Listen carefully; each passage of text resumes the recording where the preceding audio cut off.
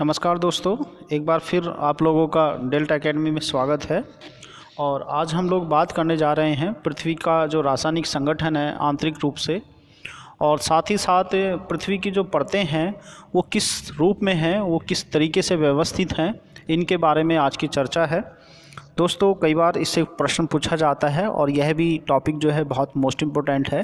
साथ ही साथ जो आप फिज़िकल ज्योग्राफी जब स्टडी करते हैं तो आने वाले समय में ऐसे बहुत से तथ्य होंगे जो आपको समझने के लिए इस टॉपिक की ज़रूरत होगी। तो ये कई दृष्टि से जो है मोस्ट इम्पोर्टेंट टॉपिक है और आप लोग इसे अच्छे से तैयार करें।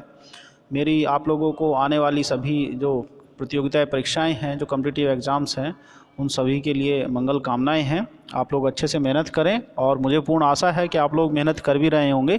तो चलिए दोस्तों, देर नहीं करते और शुरू करते हैं। पृथ्वी का जो रासायनिक संगठन है और उसकी जो विभिन्न परतें हैं वो कैसी हैं, और हम लोगों ने जो जिस आधार पर इस तथ्य को शुरुआत की है वो क्या है। अगर हम बात करते हैं इससे संबंधित जो विद्वान रहे हैं वो एडवर्ड स्वेस हैं, डॉली है, जेफरीज हैं, वांडर ग्राट हैं, और इस टाइप के और भी एक दो लोग हैं। जैसे आर्थर होम्स की बात हम करते हैं तो ऐसे बहुत सारे लोग आप लोग देख रहे होंगे जिनके विचारों को लेकर के ये एक जो ज्ञान है हमारा वो बन पाया।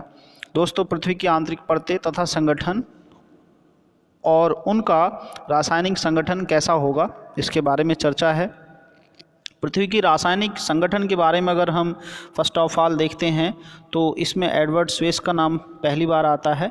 और इनके अकॉर्डिंग पृथ्वी की जो आंतरिक संरचना है, वो जो सीमाएं हैं या जो उनकी आंतरिक संरचना है उनको नाम दिया गया है। एक सियोल है, एक सीमा है, एक नीफे है। अगर हम पृथ्वी का इनर कोड इस टाइप से देखते हैं तो पृथ्वी 3 भागों में स्पष्ट रूप से बटी हुई है। और इसमें जो ये पार्ट है ये हमारा क्रोड है, इसके बाद ये मेंटल है, और बाहरी वाला जो पृष्ठ है ये हमारा क्रस्ट है। क्रस्ट बाह्य परत है। दोस्तों, जो क्रस्ट है, क्रस्ट में जो एलिमेंट्स पाए जाते हैं अधिक मात्रा में, जो रासायनिक संगठन चूँकि हमारा टॉपिक है तो इसमें जो अधिकतम जो क्रस्ट हैं वो सिलिका है, SI, और प्लस एल्युमिनियम है। इसकी मात्रा बहुत अधिक मिलती है। आप लोग देखते भी होंगे कि जो क्रस्ट की जिस क्रस्ट पर हम रहते हैं, जिसे हम भूमृदा या कुछ और भी कह सकते हैं, तो उसका जो कलर है वो हल्का ब्राउनिश या फिर वाइटिस्ट कलर में है, वो हल्की सफ़ेद या फिर ब्राउन कलर की दिखाई देती है। इससे पता लगता है कि उसमें एल्युमिनियम की मात्रा बहुत अधिक है और साथ ही साथ उसमें सिलिका भी है। रेत का संबंध सिलिका से है। सिलिका का जो ऑक्साइड होता है, सिलिका डाइऑक्साइड, उसे हम रेत के रूप में जानते हैं। तो ऊपर का जो क्रस्ट है हमारा, उसमें जो मुख्य रूप से जो मटेरियल मिलता है वो सिलिका और एल्युमिनियम है। उसी को जोड़ करके एक नाम बना सियोल। तो ये स्वेस बता रहे हैं कि जो क्रस्ट है उसको हम सियोल के रूप में जानते हैं। अब आगे की प्रक्रिया आप समझ रहे होंगे कि SI जो है वो भी सिलिका है और M4 मैग्नीज है। तो इन दोनों को मिला करके सीमा बनता है, और सीमा की जो मात्रा है वो मेंटल में बहुत अधिक पाई जाती है। मेंटल जो है वह क्षेत्र है जिसमें लावा मिलता है, अर्थात जो क्रस्ट है वो ठोस है और उसके नीचे का जो हिस्सा है वो एक लिक्विड फॉर्म में मिलता है, डेंस लिक्विड फॉर्म मिलता है, जिसे हम लावा के रूप में भी कहते हैं। दोस्तों, उसके अंतर्गत जो मुख्य रूप से जो तत्व हैं वो सिलिका और मैग्नीशियम है। इन्हीं को ध्यान में रखते हुए इसका नाम सीमा पड़ा। और नेक्स्ट चलते हैं नीचे, जिसे हम क्रोड कहते हैं या कोर कहते हैं, या फिर अंतरतम, एक नया नाम इसमें सुनने को मिलता है, अंतरतम या फिर कोर या फिर इनर कोर। इन सब में जो हैवी मटेरियल्स होते हैं, और उस मटेरियल में 2 नाम फेमस हैं, एक निकिल और दूसरा फेरस या फिर आयरन, जिसे हम फेरिक या फेरस के फॉर्म में प्राप्त करते हैं। तो जो क्रोड है हमारी, उसमें 2 एलिमेंट्स निकिल और फेरस जो हैं वो बहुत अधिक मात्रा में मिलते हैं, इसलिए इसे नीफे कहते हैं। अगर हम पृथ्वी के लेयर्स की बात करते हैं तो पृथ्वी की लेयर्स जो है 3 मुख्य भागों में बटी हुई है। पहला, आप इस वाले फिगर को देखेंगे तो आपको समझ में आएगा कि ये जो फिगर है हमारा, ये किस टाइप का है। आप इसे थोड़ा सा जूम करके देख सकते हैं।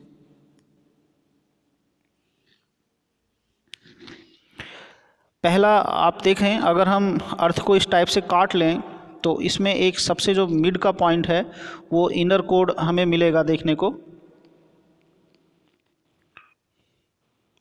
Inner core.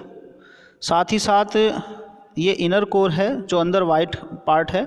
वाइट ये टेम्परेचर के कारण ज़्यादा है, क्योंकि यहाँ का टेम्परेचर ज़्यादा है इसलिए वाइट कलर का है, या फिर डिज़ाइन के हिसाब से भी रखा गया होगा, लेकिन ये वाइट कलर होना चाहिए। नेक्स्ट देखते हैं इसका आउटर कोर है। आउटर कोर ये भारी वाला जो भाग है ये कोर का ही पार्ट है जिसे हम अंतरतम नाम ले रहे थे।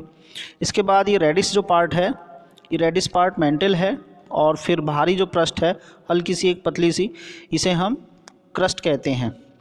तो दोस्तों ये मुख्य रूप से 3 पार्ट में बटी हुई है पृथ्वी। जो लेयर्ड है वो 3 लेयर्ड अर्थ का इनर है। पहला जो ऊपरी भाग है वो सॉलिड है जिसे हम क्रस्ट के रूप में जानते हैं, जिसमें जो सिलिका और एल्युमिनियम है उसकी मात्रा मिलती है। जैसे ही नीचे चलते हैं तो बहुत नीचे जाने की ज़रूरत नहीं है, कहीं कहीं पर जो क्रस्ट है वो 8 किलोमीटर चौड़ी, या फिर कहीं कहीं पर ये 25 से 30 किलोमीटर गहराई तक मिल सकती है। उसके बाद जो है लिक्विड फॉर्म आना शुरू होता है जिसे हम मेंटल के रूप में जानते हैं, और ये रेडिस पार्ट उसी का हिस्सा है। तो दोस्तों 3 इनर लेयर हो गई हैं अर्थ की। आगे चलते हैं। जो भूकंपीय लहरें हैं उनके आधार पर अगर हम इन मंडलों को बांटना चाहें कि पृथ्वी का जो अंदर का भाग है वो किस किस रूप में बटा हुआ है, तो हम लोग 3 पार्ट में बांट सकते हैं। पहला लिथोस्फीयर। लिथोस का मतलब पत्थर होता है या रॉक होती है जो ठोस होता है, तो ऊपरी ठोस भाग लिथोस्फीयर कहलाता है।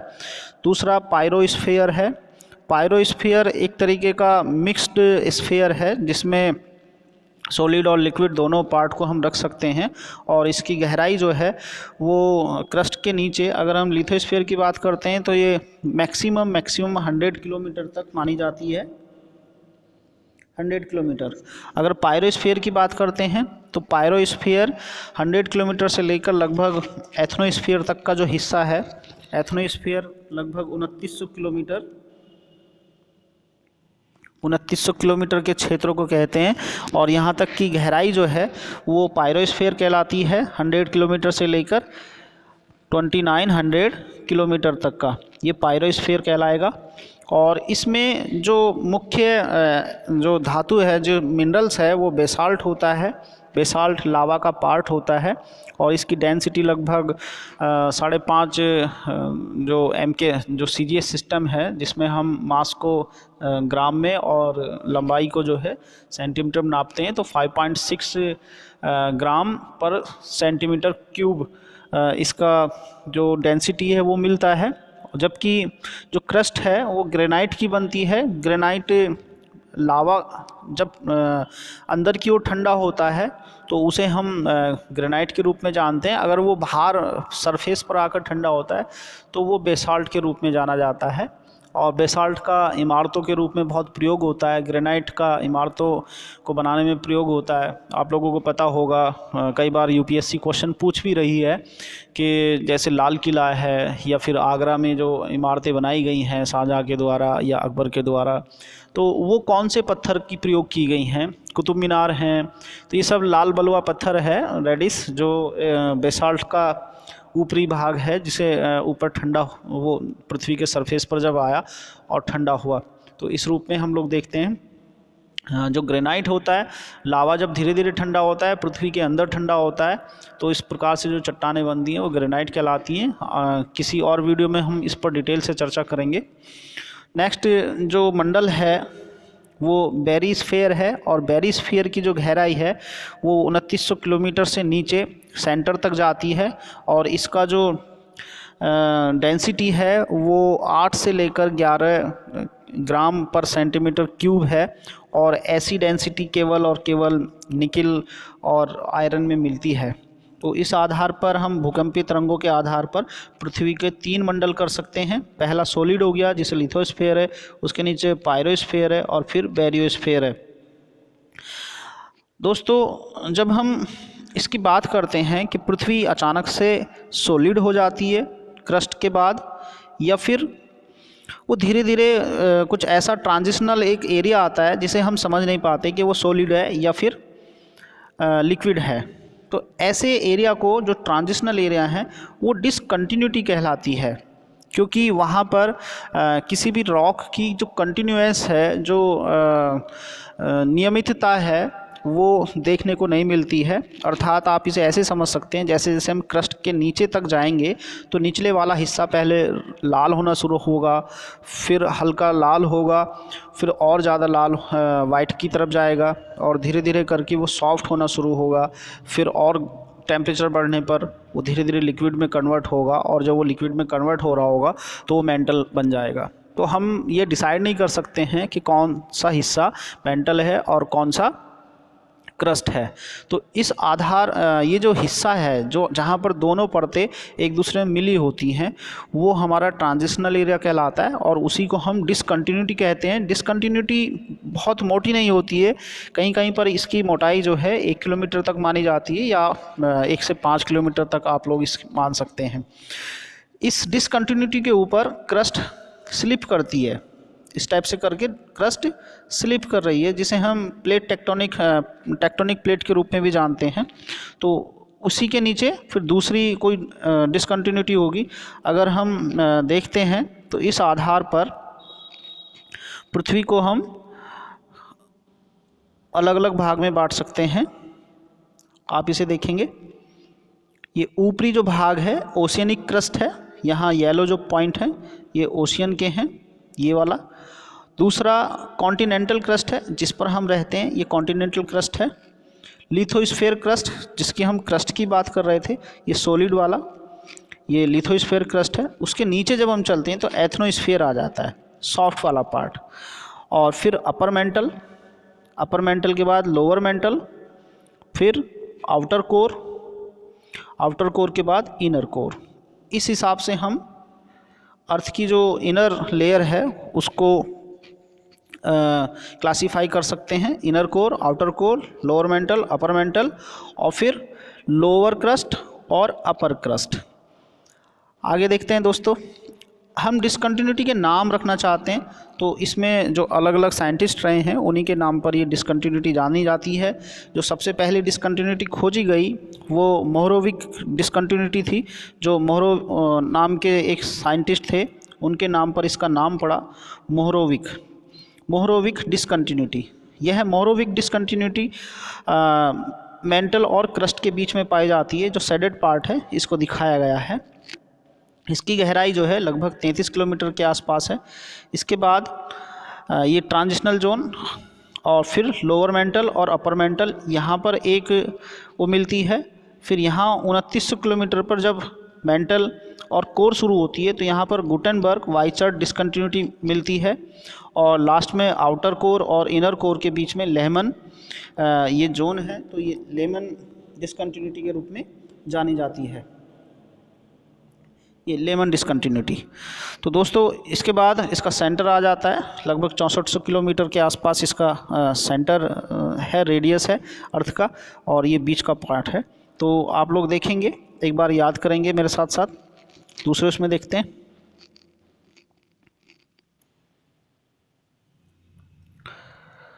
आप यहाँ देखेंगे पहला जो ऊपर का हिस्सा है 5 किलोमीटर से लेकर 100 किलोमीटर का, वो हमारा लिथोस्फीयर है, और इसमें कोनार डिसकंटिन्यूटी है। कोनार डिसकंटिन्यूटी जो है वो अपर क्रस्ट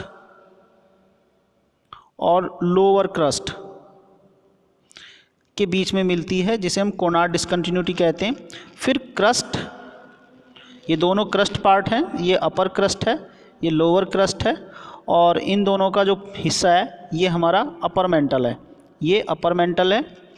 तो इसे हम ऐसे कह सकते हैं कि मेंटल और क्रस्ट, इनके बीच में जो डिसकंटिन्यूटी है वो मोहो कंटिन्यूटी है। इसके बाद नीचे चलते हैं तो ये अपर मेंटल और लोअर मेंटल, जिसके बीच में एक रैपिडी नाम की डिसकंटिन्यूटी है, जिसकी गहराई लगभग 670 किलोमीटर के आसपास मिलती है। इसके बाद जो मेंटल और कोर है उसमें मिलती है गुटेनबर्ग वाइचर्ट ये पूरा नाम है गुटेनबर्ग वाइचार्ट डिसकंटिन्यूटी। ये एथनोस्फीयर पर मिलती है 2900 किलोमीटर। और ये किस किस को अलग करती है, मेंटल और कोर को अलग करती है। इसके बाद कोर को दो भागों में बांटा गया है, एक अपर और एक लोअर, और उसमें जो डिसकंटिन्यूटी है वो लेहमैन डिसकंटिन्यूटी कहलाती है। तो 5 डिसकंटिन्यूटी हैं, आप लोग ऑर्डर से इसको याद रखेंगे। कोनार्ड डिसकंटिन्यूटी, मो डिसकंटिन्यूटी, रेपिटी, गुटेनबर्ग वाइचार्ट, लेहमैन। एक बार फिर रिपीट करेंगे, Konrad, Moho, रेपिटी, Gutenberg वाइचार्ट and Lehman. तो दोस्तों आज का जो टॉपिक था वो आप लोगों को पसंद आया होगा, और ये कंटिन्यूटी वाला क्वेश्चन मोस्ट इम्पोर्टेंट है, कई बार आपसे पूछा जाता रहता है, तो आप इसे अच्छे से तैयार कर लें। अगली वीडियो तक नमस्कार, अपना ध्यान रखें, फिर दोबारा मिलते हैं, तब तक के लिए बाय बाय।